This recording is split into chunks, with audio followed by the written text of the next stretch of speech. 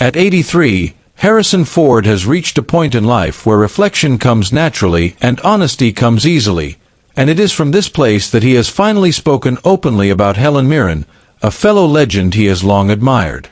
Born on July 13, 1942, in Chicago, Illinois, Ford grew up far removed from Hollywood glamour, raised by parents who had brushes with performance but lived practical lives. His father an advertising executive and former actor, his mother a former radio actress. Shy and introspective as a boy, Ford was shaped by a desire for self-reliance rather than attention, a grounded temperament that would later define both his career and his character. While studying philosophy at Ripon College in Wisconsin, he took a drama class simply to overcome his shyness, unknowingly planting the seed for a future that would change cinema history. After moving to Los Angeles in the mid-1960s, Ford struggled through rejection and typecasting, eventually stepping away from acting to work as a carpenter, supporting his family and developing the blue-collar resilience that would later give his performances their unmistakable authenticity. Fate intervened when his carpentry brought him back into contact with George Lucas, leading first to American Graffiti and then to the role of Han Solo in Star Wars, a character whose flawed humanity, humor, and reluctant heroism transformed Ford into a global star. Rather than be confined by that success, Ford expanded his range with Indiana Jones, redefining the adventure genre, and with films like Blade Runner, Witness, and The Mosquito Coast, revealing a deeper, more introspective artistry. Across decades, he became synonymous with principled authority figures, men guided by responsibility rather than ego, earning the audience's trust while remaining intensely private off-screen, devoted to family, aviation, environmental causes, and the quiet discipline of craft.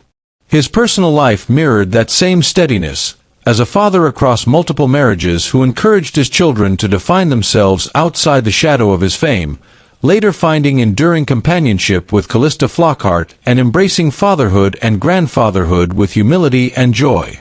Now, with nothing left to prove, Ford speaks about Helen Mirren with a rare softness and clarity, calling her the real thing, someone without pretense, whose fearlessness and devotion to the work command respect. He admires that she never chased approval, only truth, and sees in her a kindred spirit, an artist who refused to be boxed in by age, trends, or expectations. Ford has praised her intelligence, discipline, and deep understanding of human behavior, noting that she respects the audience and never takes shortcuts.